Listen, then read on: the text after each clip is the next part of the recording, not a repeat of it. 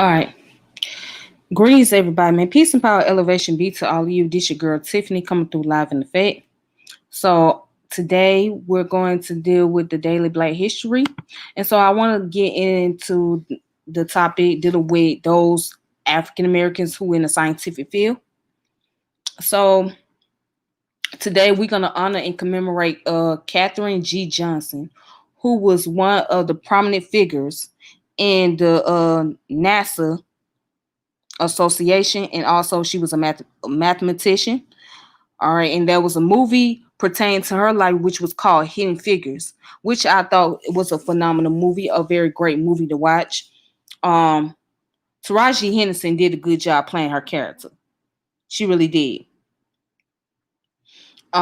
So the movie, if you have not checked it out, you need to do so. Anyway, we're gonna look at the life of Miss Katherine G Johnson. This is her born day. She was born on the 26th of August of 1918, and she passed away earlier this year in February of 2020. But let's look at what she have done and how she accomplished and how she got to where she is today, or got so far in her life. So, all right, let's go ahead and check it out. Let me see if you guys can see my screen.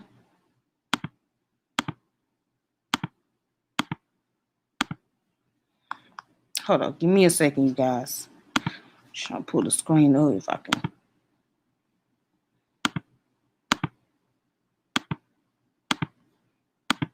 All right. So here's my screen right here. And that's a picture of Miss Katherine G Johnson.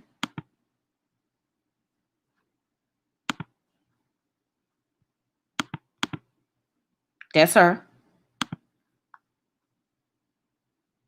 So now who was she? And what role did she play? Let's look at the introduction.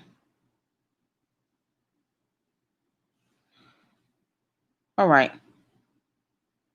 So her name was Creola Katherine Johnson. And she was born August 26th of 1918.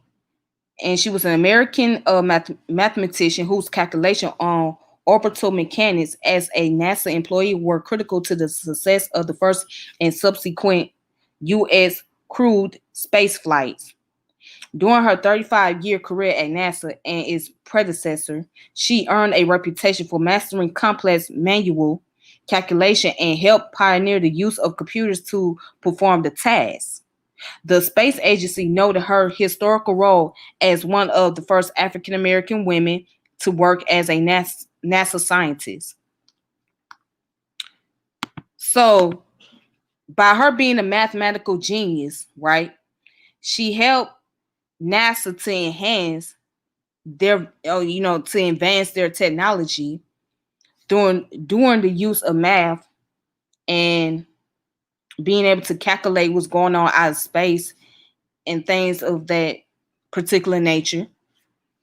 So that's what she did. She played a very important role. Her and many other African Americans, women that was scientists in NASA. But let's continue on into her life.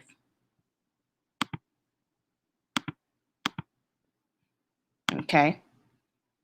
So if we go down here, it says Johnson work included calculating trajectories, launch windows, and emergency return paths for Project Mercury space flights, including those for astronauts Alan Shepard, the first American in space, and John Glenn, the first American in orbit, and rendezvous paths for Apollo lunar model and commandment model on the flights to the moon.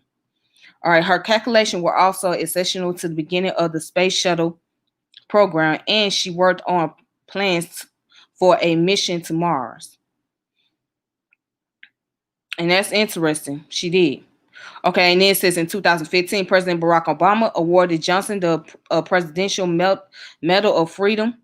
In 2016, she was presented the Silver Snoopy Award by NASA astronaut Leland D. Melvin and a NASA Group Achievement Award. She was portrayed by Taraji P. Henderson as a lead character in the 2016 film Hidden Figures in 2019. Johnson was awarded the Congressional Gold Medal. And so she received the award from President Obama, uh, the Medal of Freedom or whatnot. So the purpose is when they receive those type of medals, that means they have played a prominent role in American society, broke the racial barriers and all that good stuff. And so that's what basically means when you get that type of medal from the presidents of the United States. So let's go on to her early life.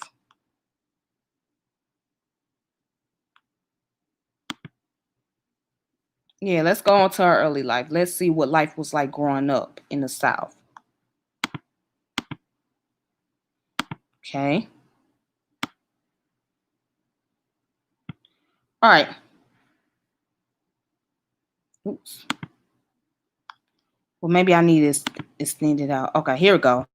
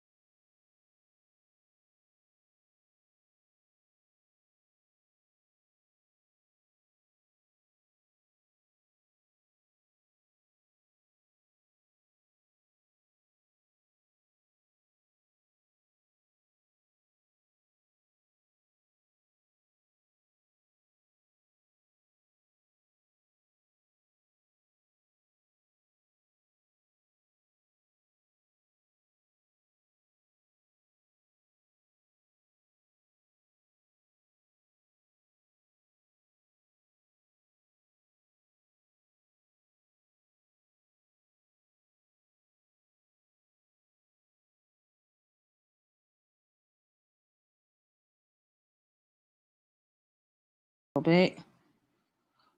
Okay, you guys. I'm sorry about that. My screen had went out. Let me try this again. Hopefully it doesn't do it again. Let me Okay, let me finish where I left off. So I was speaking about Katherine Johnson's personal life before I got cut off by the internet. Okay. Anyways, let's get back to what I was stating before. So I'm gonna blow the screen up. All right, so going back to what I was saying before, right? Um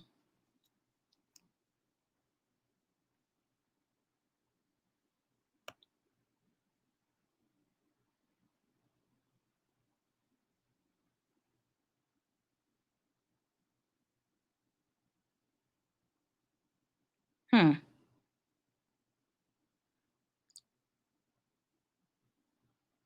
All right, so going back to what I was saying before, right?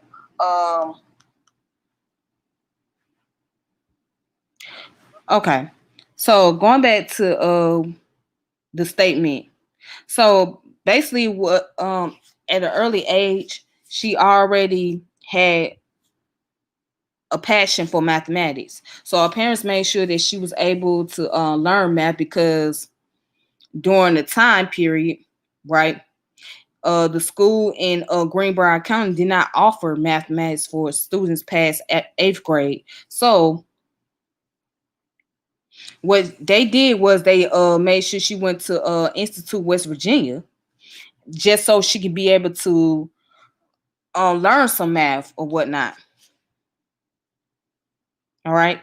So her parents did what they could, made sure that they had made a way for young Catherine to be where she's at, to accomplish her goals and things in life, like all parents want their children. All right, so it says after graduating. Okay, after graduating from high school at 14, yes, she graduated from high school at 14, very well advanced. Johnson enrolled at West Virginia State, a historically black college. As a student, she took every math course offered by the college, and multiple professors mentioned her, including the chemist and mathematician Angie Turner King, who had mentored Coleman throughout high school, and W. Was it Schweffelin Claytor, the third African American to receive a PhD in mathematics. Claytor added new mathematics courses just for Johnson. She graduated summa cum laude in 1937. Well, let's look up what summa cum laude means. Okay, Latin honors. All right, so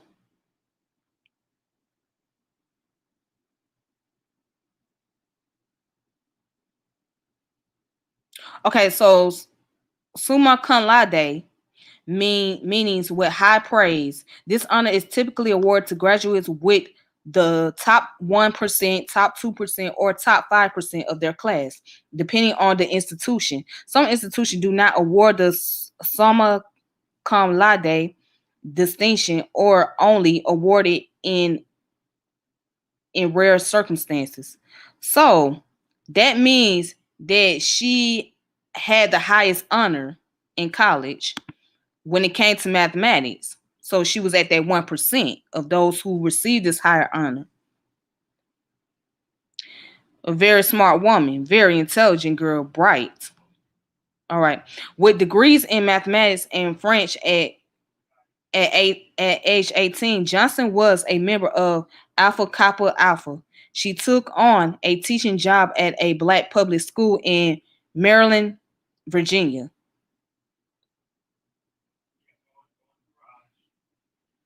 Okay. And it says in 1939, after marrying her first husband, James Goebel, she left her teaching job and enrolled in a graduate math program. She quit after 1 year after becoming pregnant and choosing to focus on her family. She was the first African American woman to attend graduate school at West Virginia University in Morgantown, West Virginia. Through WVSC's president, Dr. John W. Davis, she became one of the three African American students and the only woman selected to integrate the graduate school after the 1938 United States Supreme Court ruling of Missouri et Gaines versus Canada. The court ruled that states that provided public higher education to white students also had to provide it to black students, to be satisfied either by establishing black colleges and universities or by admitting black students to previously white only universities. All right. So let me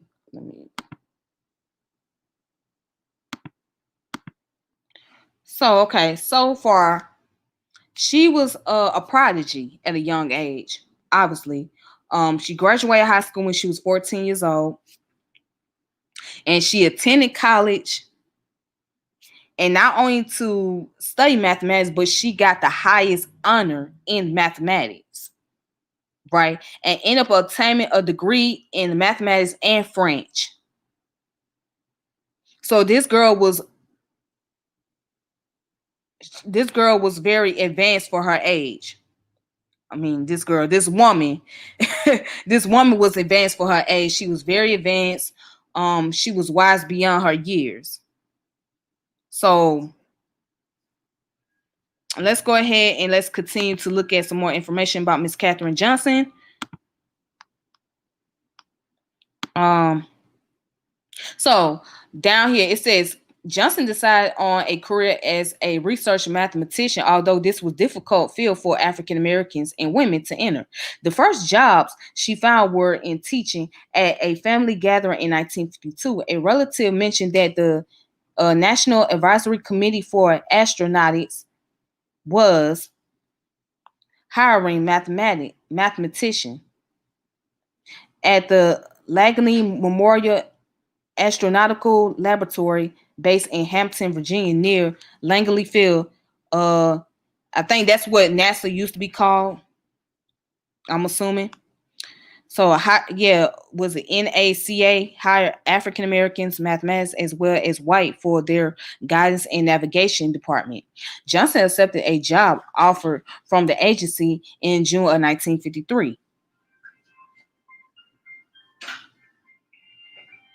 According to an oral history archived by the National Visionary Leadership Project, it says at first she, Johnson, worked in a pool of women performing math calculation. Catherine has referred to the women in the pool as virtual computers who wore skirts. Their main job was to read the data from the black boxes of the planes and carry out other precise mathematical tasks. Then one day, Catherine and a colleague were temporarily assigned to help the all-male flight research team. Catherine's knowledge of analytic geometry helped make quick allies of male bosses and colleagues to the extent that they forgot to return me to the pool.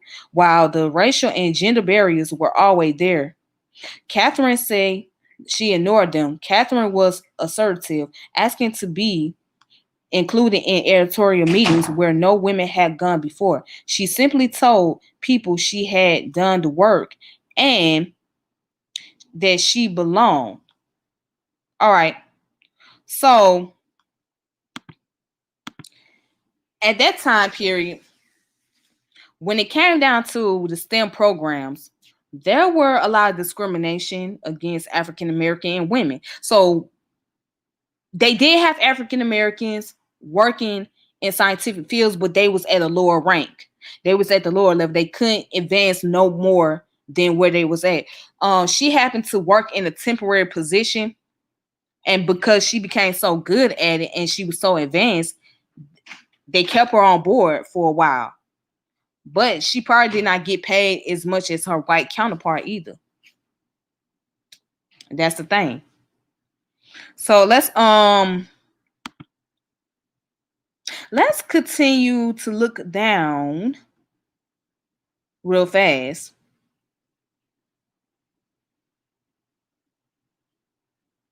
Okay. In 1953 to 1958, Johnson worked as a computer analyzing topics such as gas alleviation for aircraft, originally assigned to the West Area Computer Session, supervised by mathematician Dorothy Vaughan. Johnson was reassigned to the Guidance and Control Division of Langley's Flight Research Division. It was staffed by white male engineers. In keeping with state racial segregation laws and federal workplace segregation, introduced under President Woodrow Wilson in the early 20th century, Johnson and other African American women in the computering pool were required to work, eat, and use restrooms that were separate from those of their white peers. Their offices were labeled as colored computers. In an interview with WHRO TV, Johnson stated that she didn't feel the segregation at NASA because everybody there was doing research. You had a mission, you worked on it, and it was important to you to do your job and play bridge at lunch. She added, I didn't feel any segregation. I knew it was there, but I didn't feel it. So basically, what she was saying is that she did not allow the concept of segregation and racism to affect her work and what her primary focus was on. So she wasn't going to stop it. Just give me a few moments.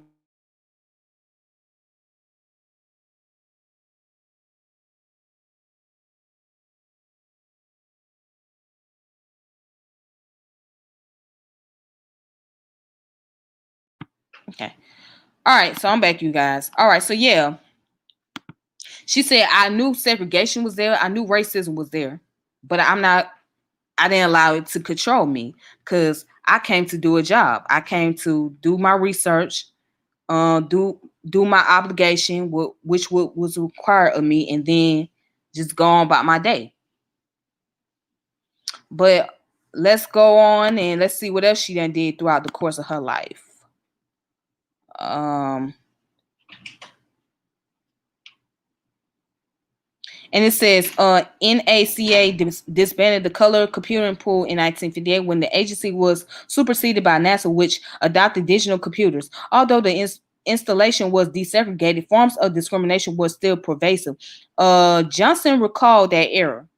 We need to be assertive as women in those days, assertive and aggressive, and the degree to which we had to be that way depended on where you were. I had to be. In the early days of NASA, women were not allowed to put their names on the reports.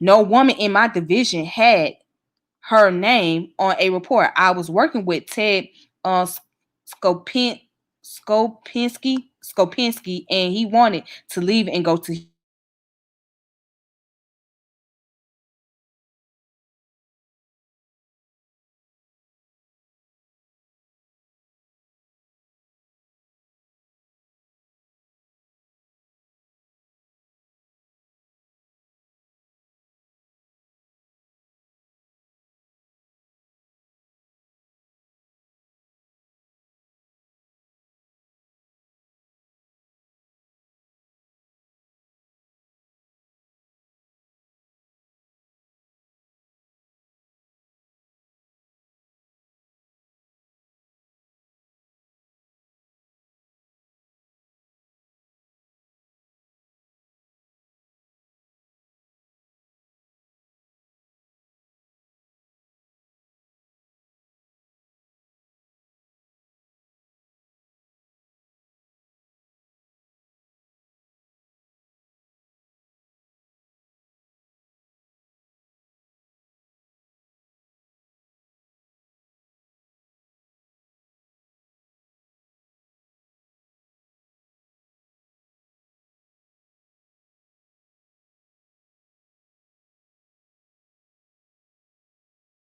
But here in Pearson, I was working with Ted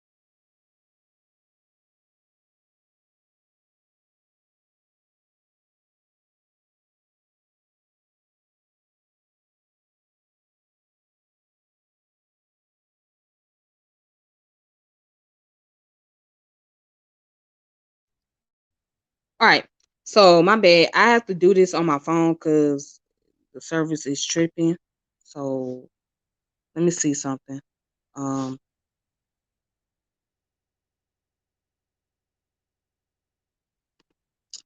Let me get back to what I was reading before.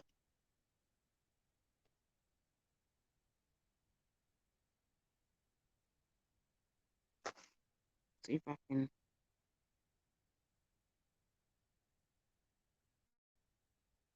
Hmm. Okay. So yes. So let's go ahead and let's continue where I had left off. Um. So what she said that we needed to be assertive as women in those days. Um.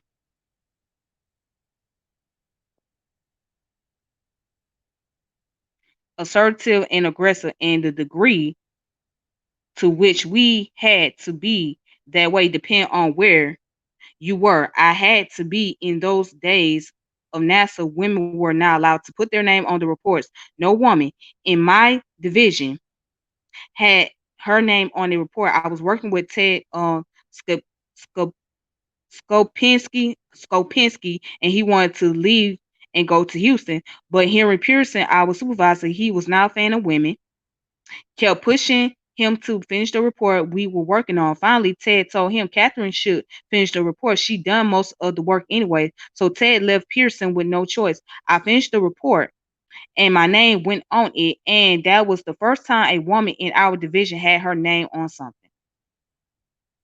All right. And so then let's go ahead and let's look further down. All right.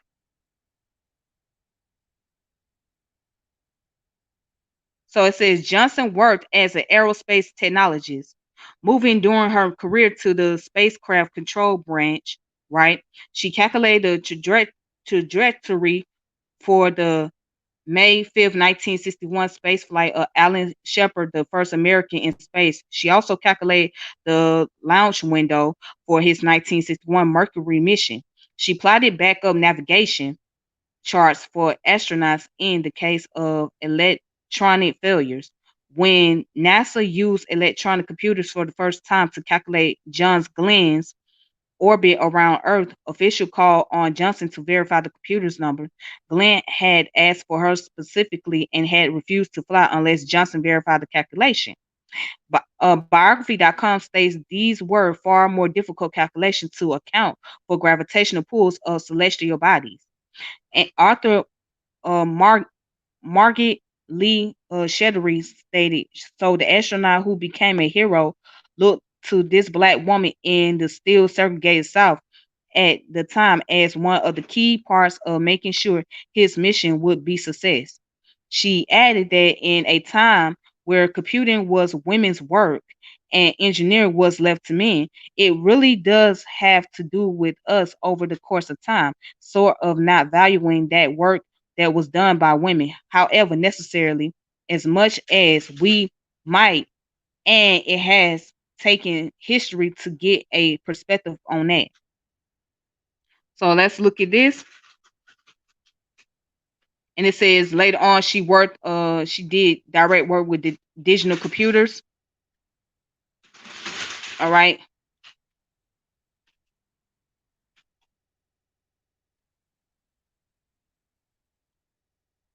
And then also it goes on to say that during the moon landing, Johnson was at a meeting in Pocono Mountains. She and a few other crowded around a small television screen watching the first steps on the moon.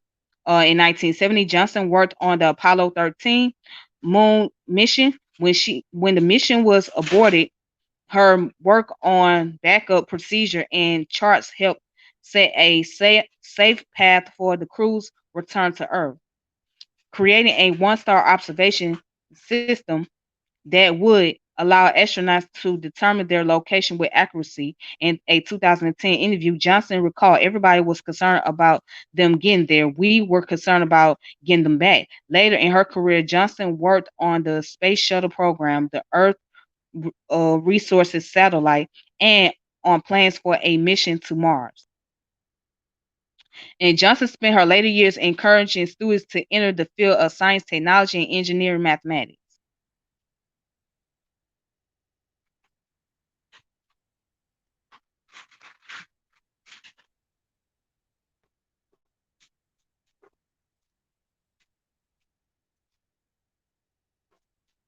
So,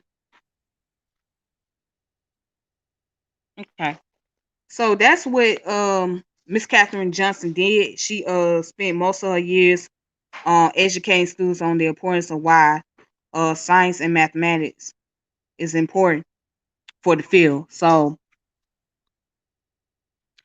I want to look at her personal life and death. So it says here that Catherine and James Francis Goebel had three daughters, Constance, Jolette, and Catherine. The family lived in Newport News, Virginia from 1953. James died of an inoperable brain tumor in 1956. And 3 years later, Catherine married James A. Jim Johnson, a United States Army officer and veteran of the Korean War. Let me show you guys.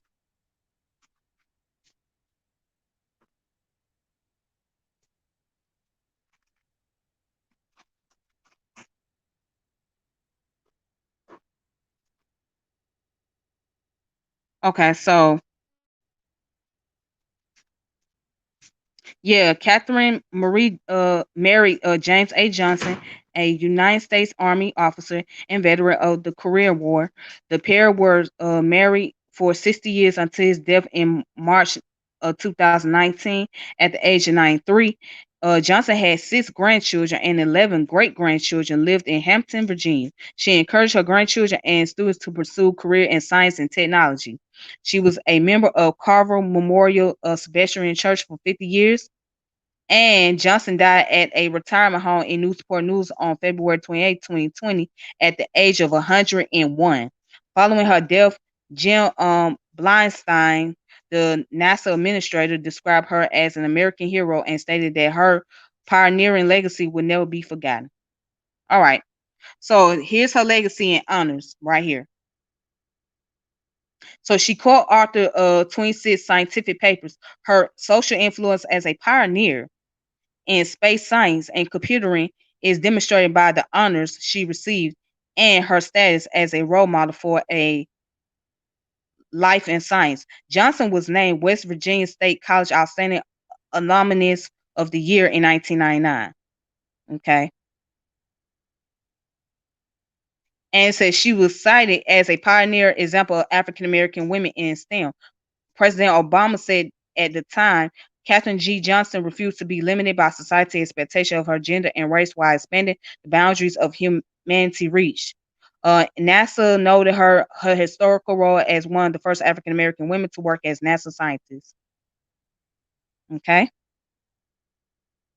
So, and then on May the 5th of 2016, a new 40,000 square foot building was named the Katherine G Johnson Computer Research Facility. All right. And that was in Hampton, Virginia. And it opened on September 22nd, 2017. So, all right. So then the movie came out in 2016, which was called Hidden Figures. All right, and that's Miss Katherine Johnson right there in front of the facility.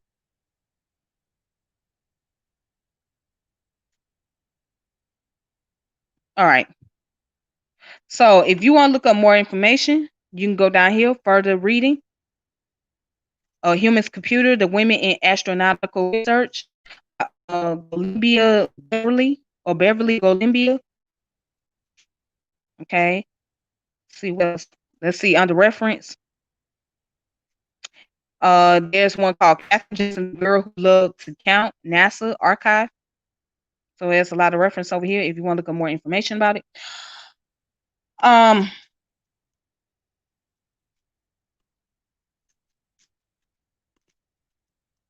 right. So real quick.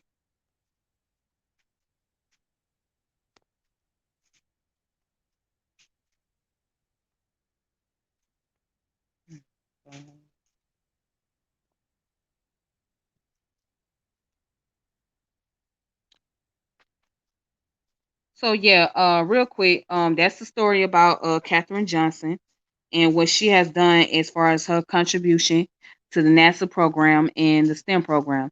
So by her being one of the first African Americans, she played an important role into breaking not only the racial barrier but the gender barrier too. So for people like her, she has opened up doors of opportunity for many African American women alone to be able to get involved and learn about science and or deal with the STEM program in general. So you don't have to just limit your option. You got plenty of options out there, whatever you want to do as far as your field is concerned. Um, see. So I want to show you guys something. I want to give some type of recommendation. So when we speak about mathematics and our people and our ancestors, let's look at African mathematics real fast.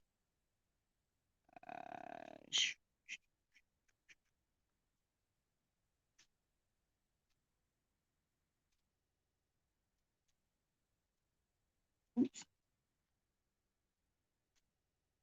All right, see now right here we're dealing with African mathematics from bones to computers. Here's the authors: Abdul Karim Ben Gura. All right, see? So now, and it was written in 2011. It wasn't that long ago. So this book right here goes into how math, how science have always played an important role within our culture, our ancestors, and whatnot. So as you can see, the table of contents, general introduction, beginning mathematics of bones and geometry south of the Sahara, numbers, beginning of written mathematics, Egypt, all of that. Particles, African Center, automatic generation of metadata.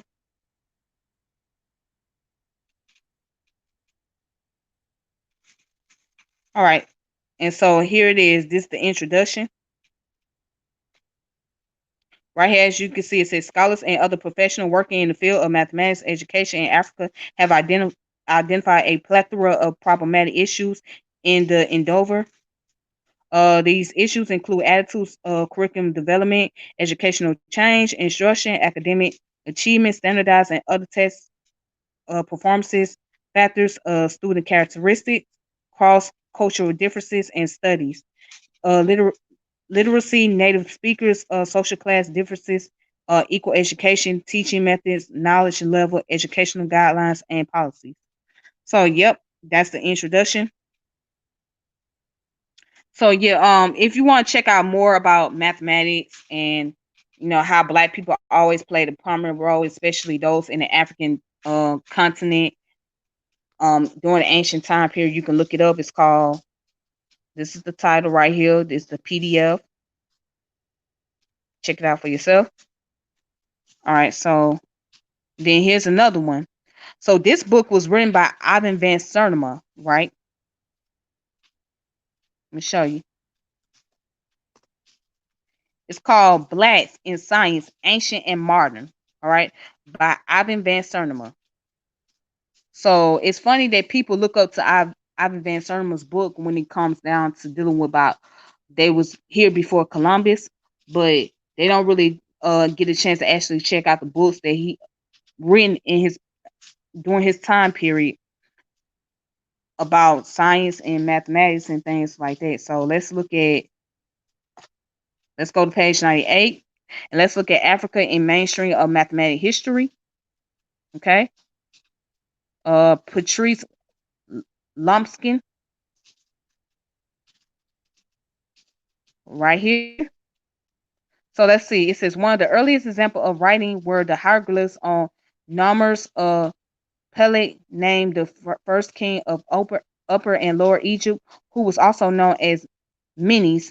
The numerals used cited thousands of heads of cattle and thousands of prisoners, indicating the numerals and hieroglyphs already had a long history in Egypt.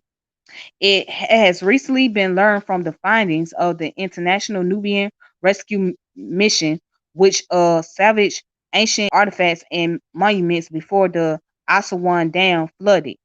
The Sudanese area that pharaonic kings and hieroglyphic writings were known south of the first cataract 20 generation before Menes. Okay. And then it says these findings have reaffirmed the African origin of the great ancient civilization. From this region in the interior of Africa has come evidence of the earliest known cultivation of grain. With this evidence, with this new evidence, the date of Egyptian calendar must also be reconsidered. Originally thought to date back to 4241 BC, when first analyzed by European scholars, its apparent date was arbitrarily changed to 2773 BC. It was claimed that such precise mathematical and astronomical work cannot be seriously ascribed to a people slowly emerging from Neolithic condition. The internal evidence is consistent with either date based on the Celtic cycle of 1468. Okay. Struick himself has kept an open mind on light that could be shed by new discovery. In correspondence with this author, he wrote as to mathematics, the Stonehenge discussion have made it necessary to rethink our ideas of what Neolithic people knew. Gillings have shown that the ancient Egyptian could work with their fraction in a most sophisticated way. All right. And then it goes on to talk about algebra and geometry. Uh,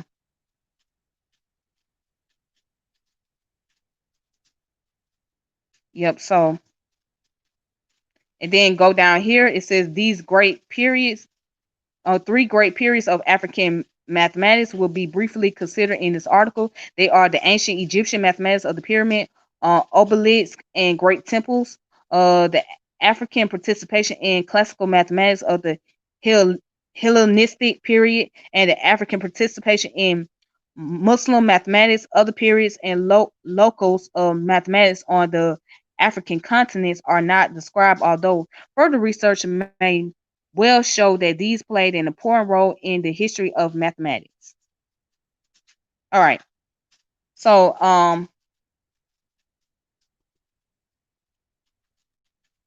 this coming from Ivan Van Sertima book. I don't know if it's outdated, but you guys can look it up on Amazon if you want to look up more information. It's called Blacks in Science, Ancient and Modern, edited by Ivan Van Sertima. Okay, and let's see, what year was this book written? This book was written in 1983, right? But it was reprinted in 1998. Okay. All right, and so that's the table of content right here. Let's look this up. What's it? Namaratungunga, the first archaeoastronomical evidence in sub-Saharan Africa. You know what? Let's go ahead and take a look at that real quick.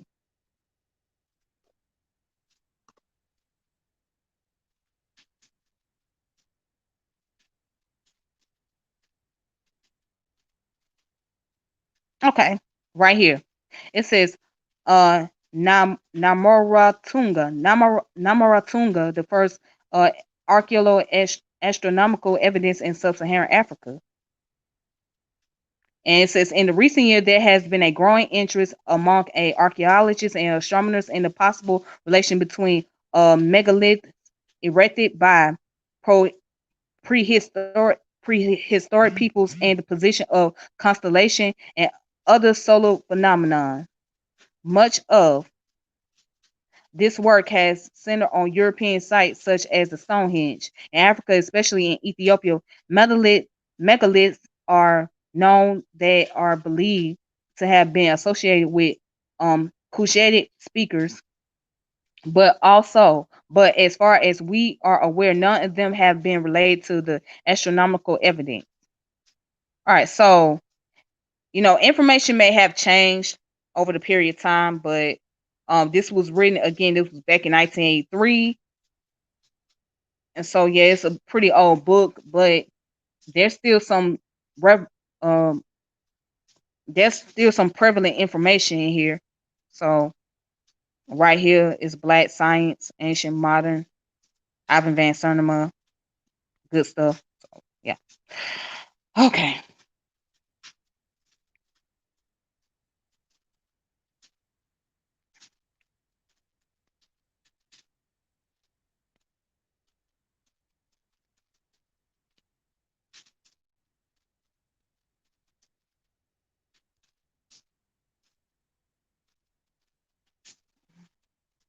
okay. Anyways, you guys, so I'm getting ready to go ahead and log off of here. I thank you guys for watching. So I'm sorry about my poor connection. Oh, also I want to show you another article as well. This comes from sciencemagazine.org. Oh, oops. Let's see some. Horrible.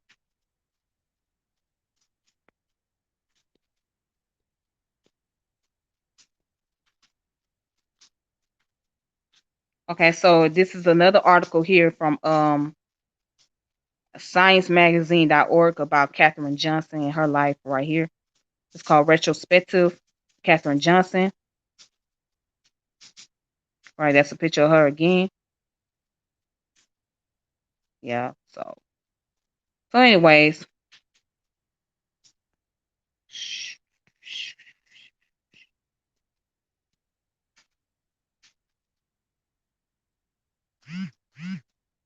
All right. So, anyways, you guys, thank you guys for tuning in. You guys have a wonderful day. Please be safe out there. May peace and power elevation be to all of you. Until next time, we will reconnect. All right. So I'm going to go ahead and log off. All right. Take it easy. Deuces. Thank you.